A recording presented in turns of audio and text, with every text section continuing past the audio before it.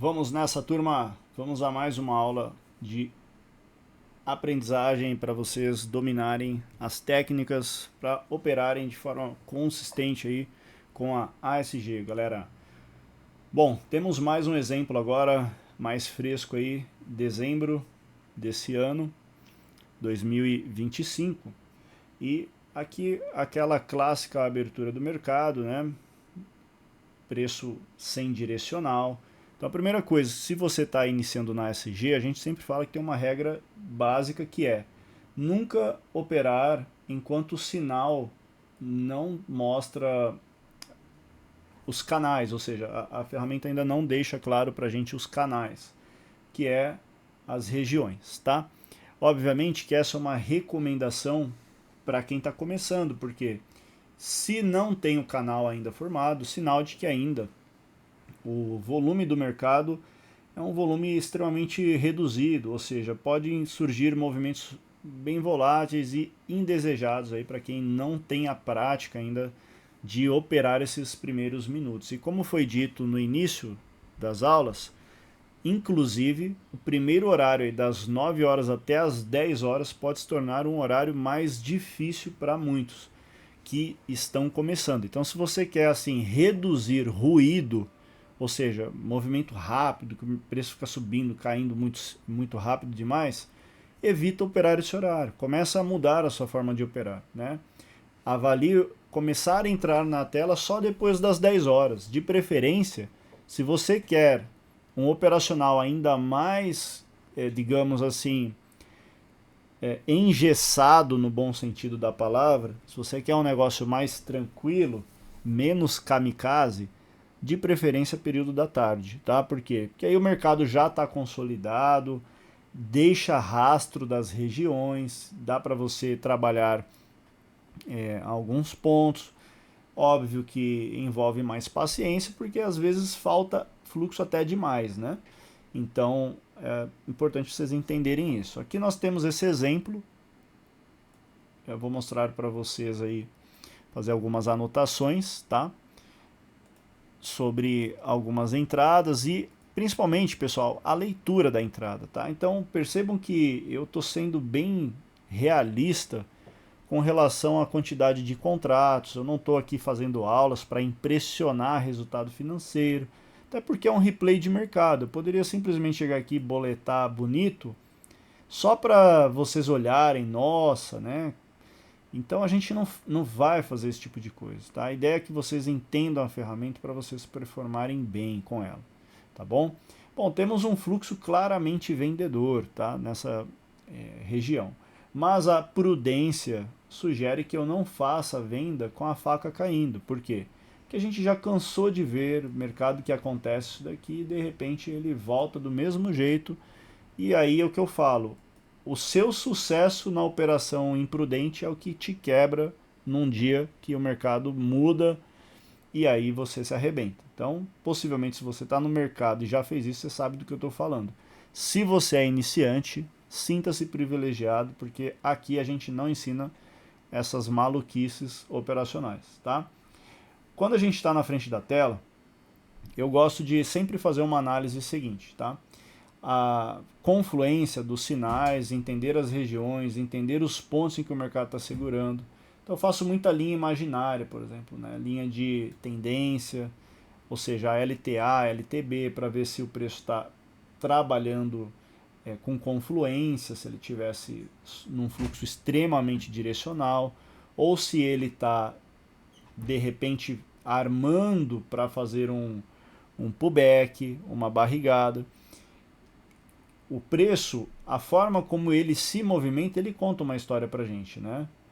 Então, quando ele conta uma história diferente, a gente já pode também considerar a possibilidade de algumas mudanças no comportamento dele, tá? Então, por exemplo, uma coisa é a continuação do movimento acontecer conforme a expectativa. Outra coisa seria a expectativa do movimento vir no sentido contrário dele, ou seja, ao invés de fazer o movimento que eu espero, é quando eu sinto que ele está fazendo um movimento diferente. E aí, se ele faz um movimento diferente, eu mudo a minha expectativa em relação a ele. Tudo isso você vai ganhando com tempo de tela, com aprendizado, né, com permanência no projeto. Ou seja, se você for muito precipitado, chegou agora, em uma semana, acha que vai fazer resultado, cara, seu processo vai demorar muito, porque você não está valorizando o principal, que é o conhecimento que você está adquirindo para você operar de forma inteligente, de forma bem organizada. A organização operacional é o fator principal para você ter sucesso nesse mercado ou insucesso. Enquanto você operar de forma desorganizada, você vai só potencializar o seu prejuízo. Às vezes, em situações específicas, esses sinais que você aproveita no sentido da imprudência, vai te dar dinheiro. Ah, porra, sai vendendo fundo e dane-se, tô nem aí, beleza. Só que ao mesmo tempo são esses mesmos sinais que eu sei que a longo prazo machuca muita gente. E aí cabe a gente aqui instruir vocês de uma forma bem organizada, tá? Vamos lá, temos aí um fluxo acontecendo, beleza? Mercado travado aí. E aqui eu faço a primeira entrada, né? Vamos ver aí. O que rolou aí para fazer essa primeira entrada? Lembra da setinha contando a história pra gente? Aqui temos um fato interessante, pessoal. Nos exemplos anteriores que eu mostrei, a setinha piscava para baixo com o preço subindo, né? O preço estava subindo e a setinha para baixo. Aí o que a gente fazia? Buscava reversão do movimento. Esse cenário agora é diferente. Nós temos o preço caindo, ou seja, um preço numa queda e a setinha piscando para baixo, tá? Ah, mas na hora que ela estava piscando ali, o preço não estava caindo mais, ou a SG não estava mais sinalizando a venda. Calma aí, vamos ao contexto aí, tá? A SG não estava sinalizando venda mesmo, você tem certeza disso?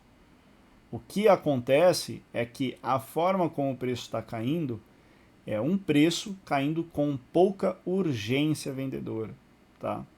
Como assim pouca urgência? Aí o iniciante fala assim, ah, mas já caiu 800 pontos. Beleza, ele caiu 800 pontos, mas isso não quer dizer muita coisa, assim, em termos de urgência, de agressão, dos vendedores estarem com aquela vontade. Isso aqui é um movimento super comum para um mercado de mini índice, numa abertura, né? Mercado com 14 minutos. Então, ao mesmo tempo que dá uma ideia de que existe um fluxo muito direcional, é o que pode falhar também, tá? Aí o ponto da entrada tá o quê? Em você filtrar isso. Então, por exemplo, aqui num cenário como esse, a gente tem aqui um contexto mais neutro, que não dá muita confirmação de direcional nenhum, tá?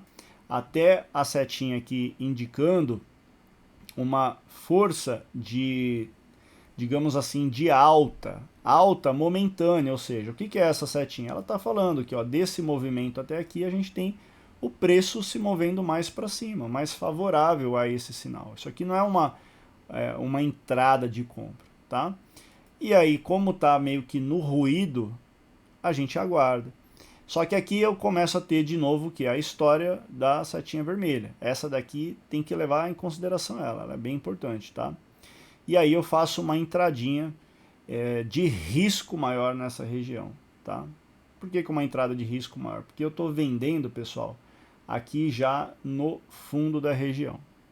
E aí até queria mostrar isso para vocês também, porque às vezes o cara fica assim, ah, pô, se eu tivesse feito, teria dado certo, se eu não tivesse, teria dado errado. Cara, o que eu falo para vocês? A minha mão máxima é 15 contratos, por exemplo.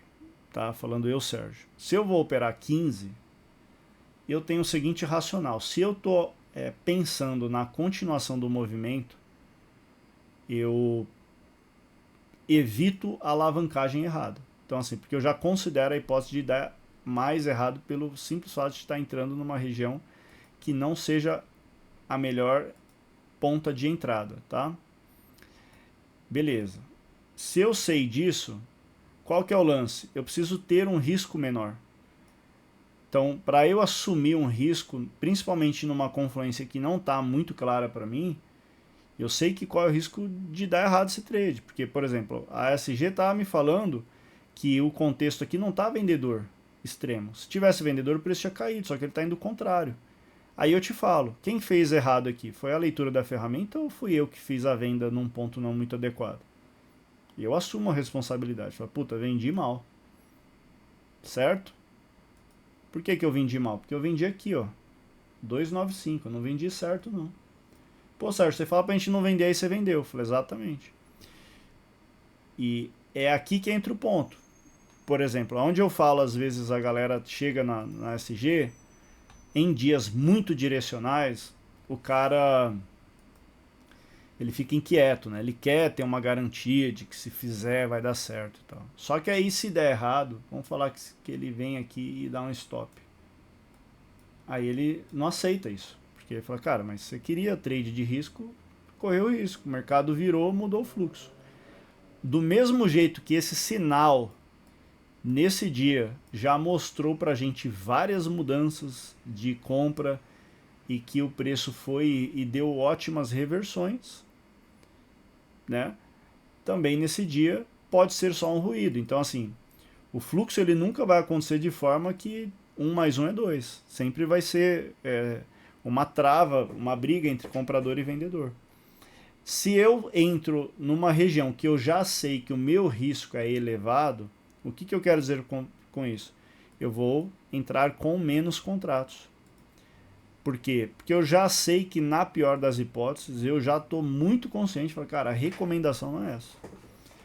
Eu estou entrando aqui de precipitado. E se esse negócio virar na minha cara, eu não posso tomar um prejuízo que seja desproporcional à região que eu estou. Porque eu estou mal posicionado. Mas se porventura for só um ruído, opa, segurou, sinal voltou a mostrar a setinha, fluxo volta a estabilizar e eu percebo que existe uma chance ainda da operação ser salva, beleza. Como o meu risco de quantidade de contratos é extremamente reduzido nessa entrada, é onde eu falo que o segredo está na alavancagem. Porque se você está com a alavancagem tranquila, cara, não vai ser 50 ou 100 pontos que vai machucar o seu financeiro. O que eu quero dizer com isso? Eu falei para vocês que o stop médio de cada operação, quando eu entro com 15 contratos, dá uma média de R$ 350. Beleza. Se eu tomo um stop aí com 3 contratos com 250 pontos, não vai nem chegar próximo disso. Vai ser um stop extremamente barato. Agora, se eu tivesse entrado aqui com 15 contratos, aí eu estaria literalmente enroscadaço aí se essa operação fosse o contrário. Ou seja, o que eu quero dizer com isso, pessoal, dá para ter margem para operar um pouco fora da região do canal quando a gente está muito confiante do que a gente está vendo. Então, se eu tenho uma confiança, um feeling de que o mercado está para queda, né? Embora tivesse tido um ruído aqui que me deixasse um pouco inseguro, o grande X da questão é a alavancagem que você entra vai te permitir aguentar esse ruído de forma mais tranquila, porque o ruído sempre vai ter. Essa é a parte mais difícil, é filtrar o ruído. Por quê? Porque aqui entra a compra, aqui entra a venda, aqui entra a compra, aqui entra a venda, vira uma briga isso aqui. Porque é onde o mercado pode virar e, cara, ganhar tendência para o lado oposto. Assim como ele pode ganhar tendência para o lado direcional e continuar fritando. Agora, o ponto é, se eu decido fazer essa entrada numa região de risco, a questão que fica sempre vai ser o tamanho do custo do stop, tá? Por que que isso é importante? Porque senão você fica com a sensação de que a leitura da ferramenta é atrasada, porque só deu a venda quando o preço estava no fundo do canal. Fala, opa, não é isso não, cara. O fundo do canal é uma referência para você saber que estatisticamente essa região mais falha o rompimento da venda do que dá certo. Vocês vão ver isso diariamente. Agora, se você quiser correr esse risco e a ferramenta já está te falando que o fluxo é vendedor, você entra no trade. Mas uma coisa que eu aprendi no mercado, a pessoa que não quer correr risco, ela não faz day trade. Agora, se a gente tem oportunidade de muitas vezes, eu não estou falando uma nem duas, estou falando assim, diariamente, fazer a venda num ponto melhor, há de convir comigo que vender aqui é muito mais vantajoso do que aonde eu estou vendido.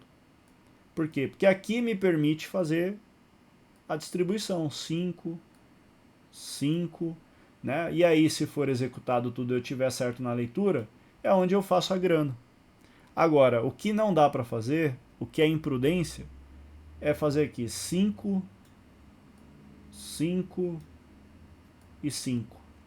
Aí o que acontece? Meu médio fica no meio, numa dessa aqui o fluxo faz isso, cara, já era. Aí eu vou me arrebentar. Então, primeira coisa, quando a gente fala para você não comprar no topo do canal ou vender no fundo, é considerando principalmente que vem uma leva de traders inexperientes, de pessoas que estão acostumadas a fazer um monte de coisa sem pé e cabeça, que não tem consistência nenhuma, que ficam fazendo médio para trás, que vão tentar corrigir erro, e aí vai dar errado. Aí vai falar, ah, porra, mas a ferramenta estava dando que era venda. Estava dando que era venda, mas se você vendeu muito mal, o fluxo mudou, já era. Azar o seu, porque você quis entrar aí, cara. A recomendação nem é essa. Só que eu, como um trader experiente, já tendo um feeling de tela, 7 anos olhando para a tela, cara, às vezes dependendo do preço, da forma como o preço está se movimentando, eu já tenho uma percepção que tende a dar certo. Mas aí é onde eu falo que você vai ter que ter um processo de aprendizado que você vai ter que maturar esse processo. Não adianta você achar que essa leitura que eu estou fazendo você vai fazer em uma semana. Você esquece, você não vai fazer. Tá? E se você já opera bem, se você já é consistente, tem uma leitura direcional, super validada, cara, aí é outra história. Tá? A referência para a gente evitar esses pontos é justamente para quem está completamente perdido, desorientado, porque de fato a gente percebe que essas regiões o preço tende a ter uma boa dificuldade aí em termos de continuidade, tá? E aí depois ele rompe, tá? Mas dando um baita de um trabalho, olha aí. E aí é onde eu falo, assim, a pessoa que não tem uma noção legal do mercado, ela às vezes acaba falando coisas que não faz nem sentido. Às vezes eu tô na sala lá, fico só vendo os comentários dos caras, né? Porra, como que a ferramenta tá, o preço tá caindo, a ferramenta não tá dando venda, né? No sentido de mostrar muita força e tal. Porque o cara só tá olhando agora, ele tá hipnotizado ali pelo momento que ele tá à frente da tela. Ele não tá entendendo o jogo por trás do negócio. Ou seja, nesse jogo aí, o fato simplesmente do preço tá caindo, com a ferramenta inclusive mostrando muita mudança no cenário, tipo, tô positivo, tô neutro, tô positivo, tô neutro, tô positivo, tô neutro, cara, ela já tá te falando, falou, essa não é uma venda direcional. A qualquer momento isso vai virar para cima. Olha o que aconteceu aí. Então, por que eu falo isso? Porque se a pessoa não entende esse jogo aqui, o cara vem de lá no fundo, não sai da operação, aí ele faz isso aqui, ele vai traçar LTB lá, eu vou traçar LTB porque o mercado vai fritar, só vai cair agora. E aí eu repito, mau posicionamento de entrada, né? Por exemplo, percebo que eu até zerei essa entrada aqui, né? Foi o que? Um trade que não tinha um payoff legal, né? Vendendo mal, topo do canal distante. Ó. E aqui respondo inclusive uma dúvida, né? Ah, pô, mas a ferramenta ficou confusa. Ela estava positiva, ficou neutra, ficou positiva, ficou neutra, ficou negativa. E o preço caiu. Falei, não, cara, ele caiu 250 pontos. A gente não tá falando de tendência, não. E do mesmo jeito que ele fez esse ruidinho aqui, ó, na sequência ele subiu tudo de novo. Ou seja, se parar para pensar aqui, se você pegar isso e começar a entender o jogo do fluxo, você vai começar a ver que, na verdade, essa, digamos assim, o que parece ser confuso na leitura é o que, na verdade, é o que traz a clareza para quem já está mais avançado. Porque o cara avançado, ele começa a ver que fala, cara, esse cenário aqui está muito estranho. Como que o preço está caindo com a ferramenta mostrando um fluxo neutro? Tem alguma coisa de errado aí, não tem? Ou seja, você começa a entender melhor o que está por vir. Não é só o agora. Mas a maioria das pessoas físicas estão olhando só o agora. O cara, na cabeça do cara, ele está imaginando aqui a Fibonacci, com o preço traçado lá no fundo. Lá. E a ESG está te falando outra coisa. Ela está te falando, cara, estou completamente divergente. Aqui eu estou neutro, aqui eu estou negativo. Ou seja, ela não dá a confluência exata. Porque se vocês pegarem dia direcional, não fica tendo essas mudanças o tempo todo. Isso aqui não fica neutro muito tempo. Você não vê isso aqui positivo o tempo todo. Só que se a pessoa não tiver esse entendimento, ela vai pensar que, falar, não, cara, tem alguma coisa de errado aí, porque o preço está caindo. Fala, não, o preço está trabalhando numa região da mínima aí. Caindo seria se a gente visse aí um fluxo extremamente vendedor, negócio fritando aí 100, 200, 300, 400, 500, 600, 700 pontos abaixo. O preço está travado. Tá? Só que no tempo, né, se a pessoa está olhando no agora só, ela fica hipnotizada. Ó.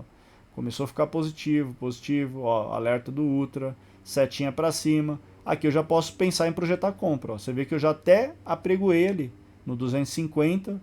Ó, vamos ver se vai lá para executar.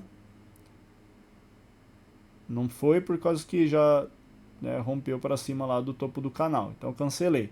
Mas, cara, olha isso aqui, turma. A ASG te falando, ó, não tem direcional claro nessa região. Ali, ó, olha o speed candle, tá neutro, negativo, neutro positivo, ou seja, não tem direcional. Se você ficar vendido aí numa região como essa, você vai se dar mal. A ferramenta já está mostrando que está positivo ali, o speed candle, absorção, tá? Vamos ver aí. Acho que deu um tradezinho depois aqui, se eu não me engano. Aqui, ó. Ó, aqui, a situação que eu falo para vocês, sempre que o preço tá no topo da região da linha A1 ou A2, dá para fazer algum trade de contra-tendência de scalping também, tá? Vamos deixar esse exemplo para a próxima aula aí, para não ficar tão longo. Vamos lá.